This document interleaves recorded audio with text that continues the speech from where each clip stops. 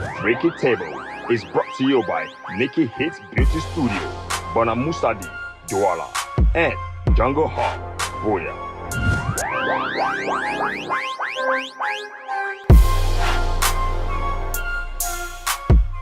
Hi guys, this is Break It Table. It's your girl Joan Gomba Yana and Koa joining me in the house. But we also have special guests, and they are from Biggy Studios Season 2.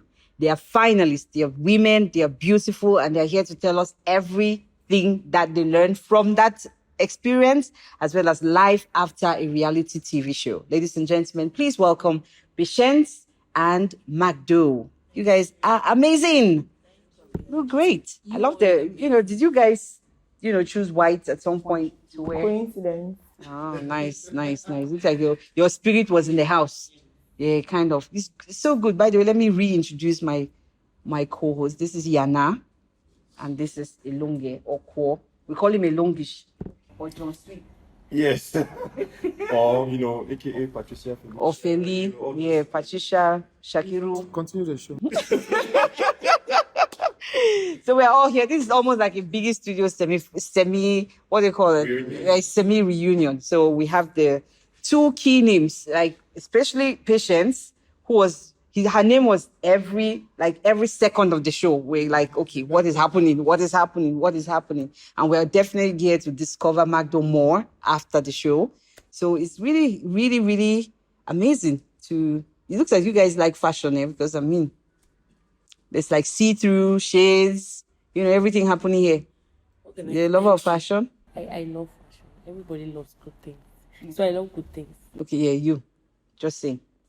And definitely this person. Never to be caught on fresh, never. Not in this lifetime. She definitely came ready. So the whole experience, Biggie too, I think everybody wants to know why you even went into the show in the first place. Because, the first season wasn't so good. Sorry to say, no offense to anybody. But season 2, when they announced season 2, and you guys are like, yeah, I'm going to be part of this. Why? To be honest, I was really had nothing doing. I was like, okay, I have time on my hands. I might as well do this. And a friend of mine pushed me. Like, she was like, you can't do this. This is free money. Just go there, have fun, and come back with the money. So I was like, oh, I have time on my hands. Why not? Free money. With like 20-something Of course, I stood out. Definitely. Magdo, why did you get into the show? If I'm being honest, this is something that I've followed all my life. Yes. I followed it all my life. I followed it back to back from the first edition. Yes. And I kept saying that I'm going to be on TV on this show. So when it was time for the second edition, I decided to apply. It wasn't that expensive. I decided to apply. To me, I was giving it money I was ready to lose. But I was accepted in flying colors. So, Wow. So we had all of us watched the show at some point. Things caught our attention at some point. Stories, the faces, the fights, everything about the show. We're interested. We're very, very interested. So your experience in the house, since now you're in the house, you got into the house. What was it? What did you hope to see in the house? And did you see that? to be honest, no. I expected a lot because the first season I didn't really follow it up. I just watched bits and pieces here and there on Instagram and Facebook. I didn't really follow it up. So, I was very skeptical about going, but the management made so many promises. It's going to be better this year, better, bigger. I was like, okay, I might as well try this. But when I got in there, I'm being honest. Yes, please. My expectations were not met. Maybe I'm just being a drama queen, but come on, it's a reality TV show. I was expecting so much. So how real do you think the show was? Yeah, it wasn't real. It wasn't real? Yeah. In my own opinion. Yeah, clearly it's your own opinion. My own personal opinion, it wasn't. Why do you say so? Okay, it's called a reality TV show. Yeah. But I feel like everything wasn't shown. Mm-hmm. Right. Yes, I feel like a particular narrative was painted or was pushed to the public. That's about you. Yeah, I'm talking from my from my experience. I don't know about Magdo. I'm talking for my. Mado, do you share that though? In your experience, do you think that the show could qualify fully as a reality TV show? And do you think that it provided the opportunity for you to, did it cover you fairly? I know that the show was not 24 hours live like you would have other reality TV shows of that nature. So is it that possibly there were things which were lost in translation that you think that if people got to see it, that it would either show you in a different light or show others in a different light? No, please, one step at a time. Your question is long. All right. Since we are expected to be honest, I think it was better than the first, but it wasn't what I expected. What the management promised this year. You understand? And then for me, What are the some of this one? Because I'm like, they promised and they didn't. Bigger and better. I will accept, since we're being honest, I will accept that it was bigger than last year. But they are bigger. It was not like they are bigger. They pronounced. They promised us it was not that big. But Yes. But you keep talking about expectations. I mean, she also talk about expectations. I want to know what his expectations were, because if you're going for a reality show, you already have your eyes set on something. So right now, what were your expectations? Because the promises are there, they were not met. You clearly said that, but what were your expectations which were not met at all? First of all, one serious disappointment. The channel. I came back and I learned there was no channel, and that was something that was something they promised us. And even we getting into the house, we thought there would be about 3 to 4 channels.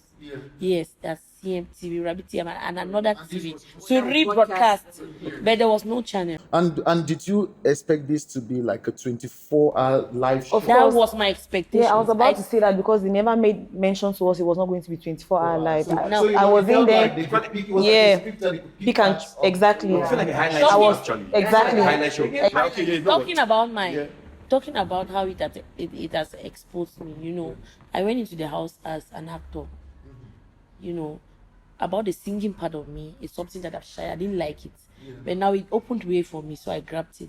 Now the acting part of me is something that I know that I could do, but I get to discover that I am exposed because I was close to a particular kind of person. That it's they say fame na fame, but it has tempered with my ego a little bit, because I know that this is what I could do. Now, why does it look like I was a little bit more noticed just because I was close to a particular person at a particular time? By a particular person, you mean Fhish? At a particular time, and I put in my best. By a particular person, you mean Fhish? Okay. Yes. So you feel like you were judged as being the shadow of Fhish, or using Fhish to project yourself? No, that was not the word they used, but they noticed, according to what I read and what I've been told, I was noticed more when I gave by my association with Fhish. They didn't say it was a strategy. Now they blamed me for not continuously being hanging on Fhish. This was the statement they were using. Mado no know how to follow no roads. Yes. My comment, if I post now, that's what they want to kill me. People follow no, you don't know. Now I feel it has tempered my ego a little bit, because I know that I'm a good actor, I'm a good singer, and I've been singing back then for 2 months. I've been singing for 2 months. I've been trying to act. Why then do people notice me only within 8? So what you're trying to say is that your relationship with Fhish has overshadowed your talent. I think so. To the public. I think so. I wanted to be noticed. Getting to the house, I knew that, feeling that you're the most talented person in the building, even though you meet more courageous, more talented people, but you still have that feeling that you're the best. Now, I expected to come out and people be like, I saw Magdo act like this. I saw Magdo direct this drama. I saw Magdo sing like this. Now, everybody will be like, I saw Magdo sing. But do you think that there were more opportunities in the house, like games that could actually portray your talent as an actor or director in the house? I think I grabbed them. Right. Yes, I didn't see. And during the house you won, some prizes, money, financial stuff. Was it coming from the acting, directing, or it came from sports games? It came from singing, though. Singing, yes, and It was music. Yeah, okay. Well, that's impressive. I mean, say what they may say about your singing and attaching yourself to get some popularity. I think you can sing. I think it's a path you should follow. But then, Patience, you talked about also having these expectations and expectations that were not met. Perhaps you want to share a little bit more. So what's the mission of this show? What's the aim of this show? To promote Cameroonian talent. Now, but the narrative that was shown to the public wasn't promoting our talent. There are so many things I did in the house that on coming out, they weren't shown. A side of me was shown to the public, which I'm not. So what side of you do you think was shown? Okay, we all know the controversy. We all know everything that happened between Fhish and I. I was portrayed like a villain. It's almost like a hero story was written and they needed a villain and I fit the part perfectly. So I was portrayed as a villain. And you're not. Of course I'm not. There are so many things I did talk shows. On coming out, I thought I would probably trend because I was always talking about sex, educating the flatmates about sex. I thought that maybe that's how I would trend. I was always doing little shows on And that we never got to see. to be honest, coming out, they show a completely different side of me. Now you say you're promoting Cameroonian talent, and then we get in there. It's like your talent is controversial. Yes. Does that make any sense? So those were some of the expectations that I had that were not met. Besides that, other things are probably just aesthetics. Do you consider that as kind of was it intentional in your mind? This victimization of you and this characterization of you as the villain, because clearly you came out as an antagonist of the show. Also the breakout star, because you went there and nobody really knew you. And for every hero story, you need an antagonist. And you came out as the antagonist. It could be a good thing to some people, but do you think that you feel like you were unfairly treated? You were forced into that position? Yes. Okay, so to start with, you put together 24 or 23 people, and then you bring in. So we all know Fhish. Fhish he's an artist. He's a big artist. He already had a fan base before getting on this show. Now, if you say it's a show where the playing ground is level, and then you bring in someone like that, how do you expect some of us who went in there, literally no one knowing our names? Isn't that the reality of life? That it's not always fair in the sense that you would have people of different exposure, different talent, in the same space. But as a game, and you want the playing field, exactly. You want the playing field to be level. It's a game where people have to vote. You bring in someone who already has a solid fan base. What am I supposed to do?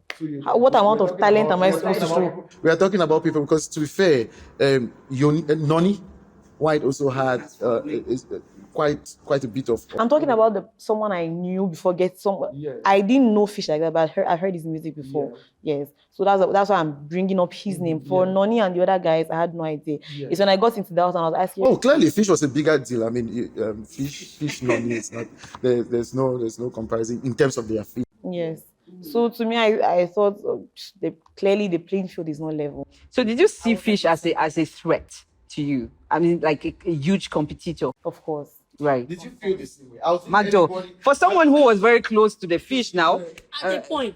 Well, clearly. But when he got into the house, he did not see him as a threat. Who did you think was a front runner? Because once the thing was announced, I clearly thought this was a Noni Clement thing. Yeah. The competition was between Noni and Clement, and every other person there was to act extra. So when Fhish came, I felt like this game has been completely turned on his head.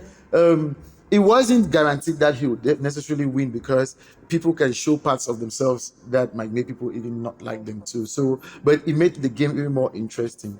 And so, I would imagine that when you got there, who did you think was the person to beat? To be honest, I knew Noni and Clement before getting it, and I know that they are popular people on social media, and we all know that it's a platform where you need the media. So they were my threats. And then Patience too came in. I was very intelligent. She was older. She was beautiful and intelligent. I was scared. And those were the three people. Those were just the three people. First Patience came in. She was older, more educated than I am, and she was very intelligent. And then Noni, I knew about his popularity, and Clement. So those were the people that got me scared. But I made them my friends, so that I will not be scared. That was a nice strategy. I made them my friends. So was it intentional, or maybe along the show you realize, okay, maybe this, because sometimes These people are no longer yeah, at competition. because sometimes you can get the impression of them being a threat, and then when the show goes on, you're like, maybe I can actually beat these people. This is it about me. I like to make friends with people that are Yeah. I like to get closer That's to the people. quality, Yes, yeah. I like to get closer to people that are more, the people that I think that I could learn from. You know, that's why I made friends with them. Minus the fact that I was scared, they were a little bit of threat. So the only way I could console myself is to get closer. But perhaps actually, let me perhaps. Don't call it a strategy. Yes, but let me ask this. No, longer before you go inside, just saying that she just described that, and then now she was a friend to Fhish when Fhish came. exactly. So that's why I'm asking you, was that a strategy? Because if you were closer to the people who were more than you, in quotes, and then Fhish came, you switched and Don't became. misquote me. Magdo likes to get close to people who are bigger. People whom I can learn from. So now when Fhish came in, everybody, I mean music lover, anybody in the right sectors will love Fhish. I liked Fhish. Like, why Fhish? I'm the video in Fhish, you understand? Before getting to know who he is, I liked him. I was happy that I could actually be friends with Fhish in here. No strategies. That was just who Magdo is. If we are locked in here, I'll look at the smartest and I'll get close to. Okay, so quickly, I discovered a huge disconnect between the housemates and the public. In the house, Fhish was not popular. Outside, he's very popular. I would imagine that what would have caused that. I remember when there was the eviction, the false eviction thing, and Fhish comes back, and people are less than excited, and you come in, and you are supposed to be a villain to the public, and then but the housemates are so happy. People said it was probably jealousy or envy, but then I'm like, if I live in a community with you, I'll think that community is better able to judge me and should be able to like me more. My family should be able to like me better. Do you think there is a disconnect in our perception as a public of Fhish versus you as a housemate? No, the question I've always asked since I came out is, what was put out? I was everywhere in that house. But nobody say I strong. Nobody will know me because it was really centered around Fhish. Why was he not popular amongst the housemates? Because we lived in the house with him, we knew.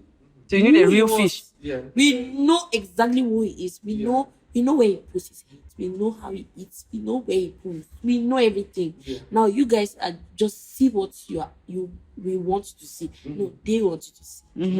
Yes. So you're basically saying that the way the show was structured, it was the content was filtered to favor or maybe to take sides. Is that what you're saying? What you're saying? Nobody should misquote me, but yes.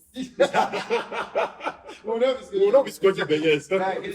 Yeah. Patience, there's been a lot of talking about you particularly, and Fhish, you and Fhish, your relationship or your dynamic.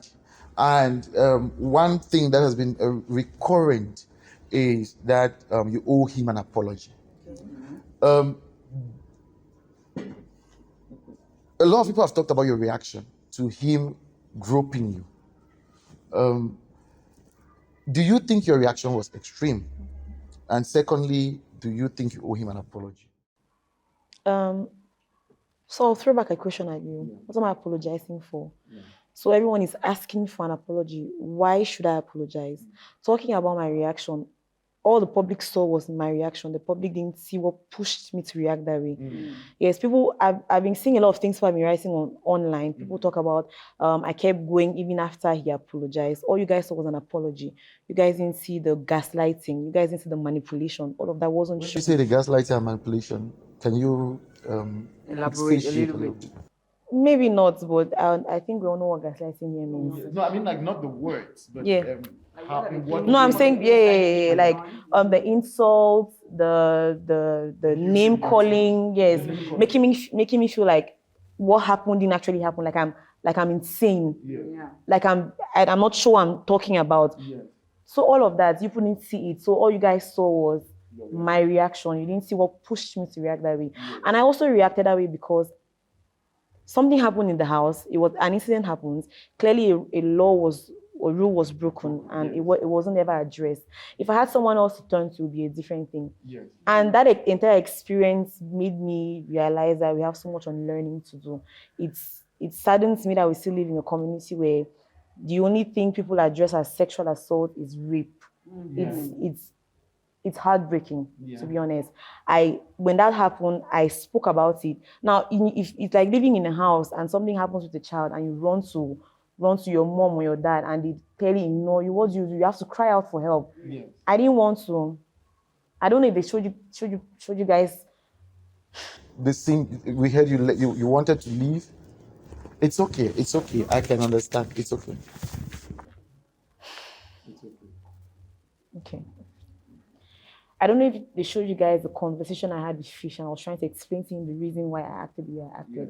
I've been a victim of sexual assault before. Yeah. Not once, not twice. I was in a position where I didn't have the opportunity to talk. I felt like my voice would not be heard. I felt like who would listen to me. So when I was in that same place, that him doing that thing, it took me back to that little girl. It took me back to that time when I felt like I had nobody to turn to. You understand? I thought about and then I kept talking and no one was listening to me. I kept trying to make my points. No one was acting on it. I thought about all the other little girls who are, this is TV. All the other little girls who are watching me. What example am I setting? What am I showing the world? So I said, okay, I don't mind playing the villain. I would rather stand up for myself. If that's my crime, then I don't mind. I'll take all the bullets if my crime is standing up for myself. So again, what the public saw is my reaction. They didn't see what caused me to react that way. Yes. All right, I'll just go straight to Magdo for a minute. She spoke about, not really having somebody to speak to when she was going all through with that. I was watching the show. I was like, but why are the ladies not even siding with another lady? So when that incident happened, you as a female who was even at some point closer to Fhish, what was your reaction? And why didn't I see that support towards her? Now, this is it. In this case, the house was bubbling. Then I was not even that close to Fhish. But deep down, everybody avoided Fhish. We got angry. Everybody was quiet. Now, to be honest, I was not at this scenario where it happened. I just heard already screaming and I ran into this scenario. And then if you walk into a room and a woman is crying or being sexually assaulted or molested, you should hold on. I was angry. Even though I didn't see it, because I was not there. Yes, I was not. I didn't see it. I was not there. I was angry with Fhish. We all were angry with Fhish. Then I could not openly support her because I was not that close, but I knew what she was going through. But as a lady, do you have to be close to because quite frankly, let me just say this. The reason why I am particularly on this issue is because in my experience of talking with ladies who've been victims of forms of groping, harassment, abuse, rape, truly it's the same kind of experience patients give. So you were not there. Immediately her story is invalidated. She doesn't have anybody. Oh, we did not see you. You probably were throwing yourself at him at some time in the game. You probably were throwing yourself at other men. And so this person has a right to grope you. As a woman, I would imagine that you must have had experiences, which I hope you've not, but often it's just so commonplace, where somebody makes an unwarranted advance at you, and you would want that sister power. Whether you know the person, whether you're close to the person or not, you want a lady who knows the struggle to stand up for you and say, no, this is not right. This we want to be honest. Now, when I walked into the place, they were saying she has been sexually assaulted. Then I'm like, only touch about us. And then later on, she explained that she has born this guy. I'm without mama. Because I know at a point they were talking. Yes. Yes, they were talking. They were not, let me not just say close, but they were talking. They were a little bit vibing. Now, it came to our notice that she has warned him 1, 2, 3 times, and I say, it's okay now. But we supported her. I was so happy. Okay, sorry to cut you short. Magdo, this is the mentality I want us to wipe. when you say only touching her buttocks, that is what breaks me. Understand? It begins from there. Is it when he literally spreads my leg apart and rapes me that will take it serious? That I was not there. So somebody whispered to me that. Somebody whispered to me that. This is the same thing everyone is thinking. It's the same thing everyone is thinking. And what hurt me the most is because that was not the first time. He had tried it twice before and I want him. So clearly it was premeditated. It's not like it was a coincidence. No, he thought it through. And then it rises to the level of harassment then. Because if you have done it once, twice, and you've been stopped, and then you do it, it's because you think you feel entitled. I spoke with her on her bed, and when she explained her story of once being in that position, I too have been assaulted. I didn't even know what it is. Yeah. I also shared my story to her. Yeah. You understand? And I spoke to Fhish too. Yeah. I was not even close to Fhish then. I just spoke to him. Just go and apologize, and be genuine about it. Stop making it say apologize and be genuine about it. Mm-hmm. If she does not accept, that means she's still angry. Just give her time. That's what I told Fhish. Mm-hmm. She's still angry. Give her time. Then be genuine about your apology. And I also spoke to her. She told me, she gave me lots of instances, and I shared my own story. But who are those in the house? Do you think, like right now that you're out of it, those in the house you think right now that did not believe her at all? Everybody believed her, but this is the problem. People thought that she has overreacted.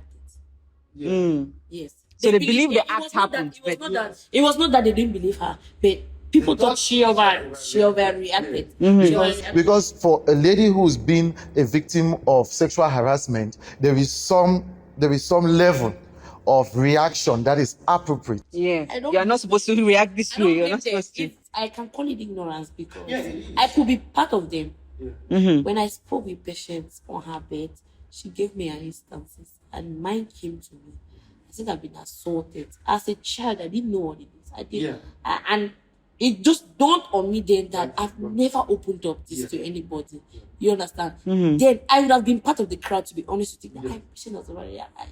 She should just calm down now. But when I spoke to her, I understood that when I meet any to Fhish, I told you, go and apologize to her. If she does not accept, that means she's still angry. Give her time. Mm-hmm. But you said something here which really has really stuck on my mind about the fact that she was sort of close to Fhish at some point, and it sort of translates to the wider culture where people assault people. People are close to you. Like the same compound, and then that sort of invalidates their story because you're not that man. I wasn't even close to Fhish.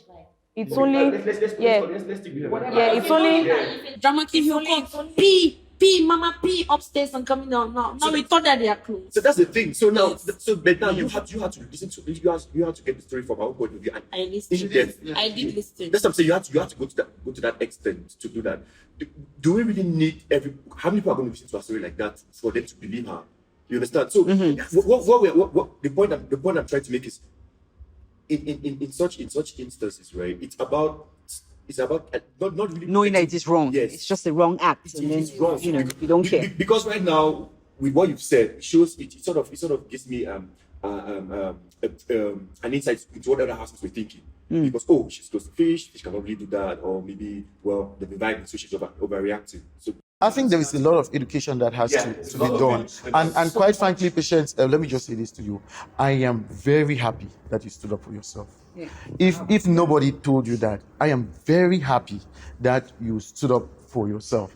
I mean, even if the world is coming to an end, at least you know that for once you had that voice, that you could stand up, you did not care about being popular with anybody, you were defending yourself. A lot of women do not have the opportunity to stand up for themselves the way they did it. You understand? And you should be very proud of the fact that you stood up, that this narrative about you being this nag, go on. Women face that every day. Every day, the women who have gone through abuse, they have to go through that same narrative because society is very ignorant, it's very patriarchal. It says that the man can touch you and your reaction is what is adverse. They're asking you to apologize to the same man whom you want twice, not to touch you. You should apologize to him. It is unbecoming. So for crying out loud, you don't have to. That price would not be worth it if you did not stand up for yourself. Along, I feel like the entire house actually owes you an apology. I will not lie. And that's me being very frank. If you're angry, you can go dive inside the sea. But I'm just saying, like, let's move on with the conversation. And please, Joe, sorry. This I want to say to the online feminists, because they pick and choose when feminism is okay for them.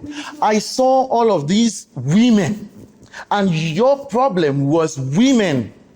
Men stood up for you more than the women could stand up for you. Apparently, men could understand the abuse of or the harassment of a lady than other ladies, because it was like ladies had this, they just wanted this lady to be destroyed. Yeah. You know, they wanted her to be destroyed. And these feminists, these self-proclaimed feminists online, were the ones who went with the story of she's overreacting, it was just a touch, it was just this, it was just that, it was just that. Pick and choose when feminism is convenient for them. Yeah. But why do you think that Fhish was really hated in that house? Because that's what we saw, right? He was really hated in that by almost all the contestants. If you're a lovable person, you'll be loved. Yes, that's true. Fhish will not portray what you love him. You will like Fhish the next minute, and then the next minute you regret why you just liked him. Fhish, you don't understand. But that's When he got, I really wanted to ask the both of you this question. When Fhish got into the house late, because he was the last person to get into the house as a contestant, when he got into the house late, what was the first thing that got into your mind, that they brought somebody to win the competition? Did you see him as the winner, or? When he just came in, I think the first and second week, I thought it was a fake housemate. I could not believe that he was. I swear I could not believe. so you just say before me. Yes, no, I could not. It didn't make sense to me at the time. It was when, after observing how everything was playing out, I was like, okay, now it makes sense. And then you started feeling the threat of Of course, Fhish is a big name. Of course. Fhish would have been, I mean, even if you had me in the house, larger personality than him, but he would have been a. This was not the sexual harassment wasn't the only thing levied against Fhish in the house. I think there was also physical abuse for Queen Mother, which what sort of abuse? Queen Mother, we read it. No, we actually read a statement we read a statement from Queen Mother's team alleging that there was a physical abuse, like a physical altercation or something that even left Queen Mother bruised or something. So did that actually happen? Did both of you are here now? You guys were in the house. Hold on. I mean, they were in there. They were in the house. Us, we read from a statement, right? So I have a question. Did Biggy Studios ever accept that this happened? Yes, biggest they put out a statement, but this was my problem. This was my problem, and I don't think that any of you can respond to this. But I'm getting to the question, which I hope you guys can respond to, was that I would think that one of the rules is a no violence rule. And if this happens, I'm not saying Fhish was responsible, Queen Mother was responsible, but there was some form of violence. No action was taken. But this is my problem, was that there was a culture of silence. Not once has that been addressed by any of the housemates, which means then that there must have been some veto, some order that nobody can talk about that. Is that a possibility? Because none of you talked about it on camera. All right, I'll not address this, I'll talk about my own situation. So this will just take us back a bit in the conversation. Now, clearly rules were broken. In my case, I before going on the show, I consented to certain rules. Yes. One of the rules was no sex or sexual activity on the show. Now, clearly what happened with me and Fhish is a sexual activity, whether we like to accept it or not. Now, one of my why I cried wolf for so long and people claim I exaggerated was because nothing was being done about it. It's like going to your mom and crying about something and she's not doing anything about it. It was frustrating me. Nothing was done about it. And I think there was even one diary session, one chamber session where I mentioned to Biggy that nothing has been done. And he tells me, but Fhish apologized to me. What Fhish took away from me, an apology can never bring it back. I'm not saying he should bring it back, but at least let something be done about it. Let me feel like I'm seen, like I'm heard. Exactly, there should be consequences. When any rule was broken in the house by any other flatmate, things were done. I took a strike without even committing any crime. that one is a story for another day. But this one was just left like that. It didn't make sense to me. So was it at that point that you felt like Biggy was perhaps favoring Fhish?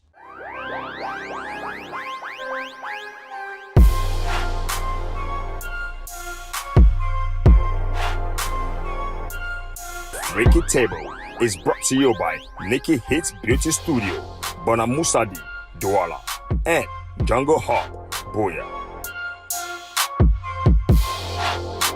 Contact Jungle Studios, which is located at Solidarity Junction, Boya, for all your photography and videography.